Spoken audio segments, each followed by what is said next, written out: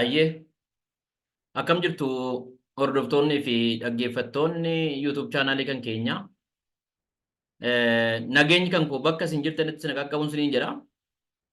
Mee guyyaa har'aa waa tokko walii wajjin dubbannaa yookaan immoo yaada tokko irratti dubbadhaa sana walii wajjin hordofnaa jechuudha. YouTube chaanaalii kan koo kan ammoo like, share, subscribe gochuu hin dagatinaa. Dhimmi ani irratti dubbadhu yeroo baay'ee dhimma Oromoo fi dhimma Oromummaa, dhimma Itoophiyummaa fi dhimma Itoophiyaati. Dhimma Afrikaas dhimma addunyaas darbee darbee nan kaasa. Garuu immoo irra jireessi isaa dhimmuma saba kootiiti waan ta'eef isa kanaaf subscribe, share, like gochuudhaan akkasiin na bira dhaabbattaniin adaraa koo asumaan isiniif dhaamuu barbaada. Armaan maal irratti dubbatta hoo jettanii Oromoon maal dhabe waan jedhu irratti dubbadha. Uummanni Oromoo yeroo ammaa kanatti maal dhabee jira akka sabaatti jechuudha. Uummanni kun jalqabamee maal dhabee dubbachuu keenya durayyuu maal faa qaba jennee dubbachuun bareedaadha. Akkuma isin beektanii uummanni Oromoo waaqa galatu, rabbiin galatuuti. Uumamumaan waan baay'ee qaba. Waan waaqni kenneef, waan rabbi kenneef jechuudha. Innis maal inni waan uumaan isaa kenneef jechuudha. Fakkeenyaaf wanta inni qabu keessaan isinii kaasa. Oromoon lafa bal'aa qaba, lafa bal'aa hin qaba, lafa badhaadhaa qaba, lafa coomaa qaba. Qotiisaaf kan mijatu. Horii hin qaba, horii horsiisu, beelladan qaba. Akka fedhe kan irratti beellada isaa bobbaasu lafa hin qaba.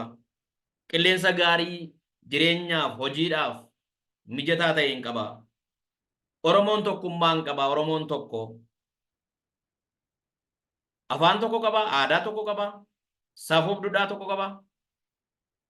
Oromoon tokkummaa hin qaba. Baay'ina uummataa yoo barbaachise, baay'ina sabaa yoo barbaachise akka baay'ina isaatti akka biyya Itoophiyaatti tokkoffaadha. Beekumsa siin qaba, beekaa siin qaba, hayyuun qaba, haadha siinqeen qaba, abbaa gadaan qaba, namoota barataniin qaba, bulchitootan qaba, sirna gadaa yookaan sirna bulchiinsaa qaba.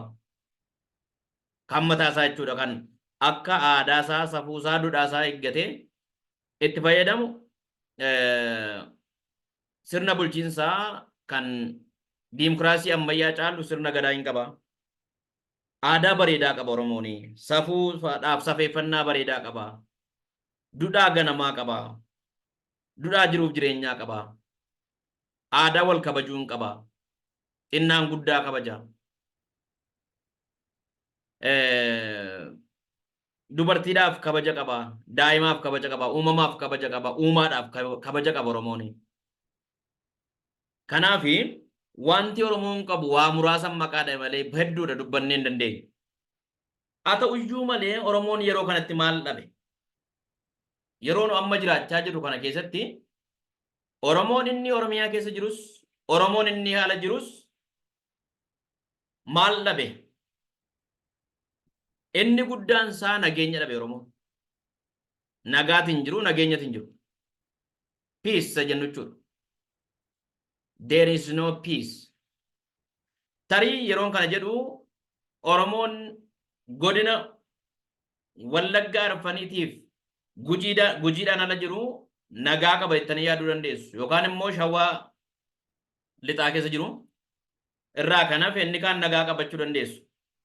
Lakki Oromoon tokko waan ta'eef gaafa Wallaggi tuqamu Jimmaan tuqamaadha, Ilubbaabor tuqamaadha, Harargeen tuqamaadha. Gaafa gujiin achi miidhamu Booranni miidhamaadha. Oromoon kamisee jiru miidhamaadha. Oromoon biyya keessa jiru miidhamaa taanaan Oromoon biyya alaa jiru miidhamaadha. Kanaafi walumaa gala nageenyatu hin jiru. Nageenyi hin jiru taanaan immoo qotatanii galuun, daldalanii galuun, oomishanii oomishtummaa isaanii guddifachuu irratti, barataan barachuu irratti, barsiisaan barsiisuu irratti hundumtiyyuu inni kamtiyyuu wanta irratti bobba irratti sirriitti bilisummaadhaan bobba'ee galuu irratti rakkina guddaa qabachuudha. Inni kun fagoodhaan nutti dhufee yoo jenne lakki waluma keenyaa walitti jirra. Oromoo ormi cabsuu yoo barbaade waluma keenyaa wal nu cabsiisiisa. Argitanii? Lafeen gaalaa cimaadha. Lafee gaalaa kan ittiin cabsan lafeedhuma gaalaatiin. Kanaafi nageenyatu dhabame. Nageenya kana immoo akkamittiin deebisuu dandeenya? Oromoon akkam godhee nageenya isaa deeffachuu danda'a yoo jenne waloomadha kan inni hin qabne Oromoon. Walooma. Tokkummaa qabaa walooma hin qabu. Addaddummaan waloomaaf tokkummaa baay'ee guddaadha. Oromoon tokko garuu immoo walooma jedhee jennu wal ta'anii walii wajjin walii galanii walii wajjin hojjechuu jechuudha. Yaada tokko irratti walii galu, hojmaata tokko irratti walii galu, kaayyoo tokko irratti walii galu, wal ta'anii irratti walii galan kan irratti hojjechuu walooma inni jennu sana jechuudha. Kanaafi Oromoodha wanti furmaata ta'u walooma qabaachuu nageenya isaa immoo walooma isaatiin deeffachuudha jechuudha. Kanaafi inni Oromoon irra dhabee jiru nagaaf nageenya waan ta'eef nagaan jiru taanaan immoo waan hundumtuu hin jiru waan ta'eef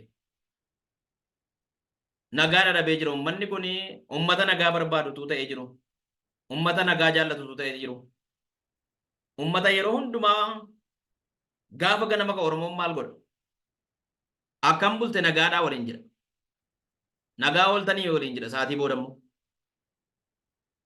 argitanii nagaadhaaf jalqaba kennachuudha. Dursa gaafa nama argu akkam nagaadhaa nageenya barbaadachuudha. Jalqaba irratti jalqabni fedhiin Oromoo inni jalqabaa nageenya jechuudha nagaa. Nagaa kana argachuuf immoo waloomuu qaba. Gaafa Oromoon inni iddoo tokko jiru dhiiguu inni tokko cal jedhee taa'uu hin qabu. Gaafa Oromoon iddoo tokko jiru miidhamuu inni tokko immoo cal jedhee ilaaluu hin qabu. Waloomachuun sana jechuudha. Wal ta'anii hojjechuu waliif hojjechuu jechuudha. Wal ta'anii waliif waliin hojjechuu jechuudha. Kanaafin siin jedha Rabbi Waaqni uumaan keenya walooma keenya nuuf cimsu nageenya keenya nuuf deebisu kan biyya alaa jirtan diyaaspooraanis kan biyya keessa jirtan Oromoon hundumtuu walooma irratti hojjedhaa waliin faallessinaa waliin xiqqeessinaa ejjennoo tokko kaayyoo tokko qabaadhaa tokkummaa qabna waan ta'eef nuyi tokko waan ta'eef jechuudha. Galatoomaa nagaa ta'an siniin jedha waan Oromoon dhabee jiruun adda baasee sinitti hime waan ta'eef isa kana quba qabaannee irratti hojjechuun gaariidhaan jedha nagaa naa ta'a Oromoo koo.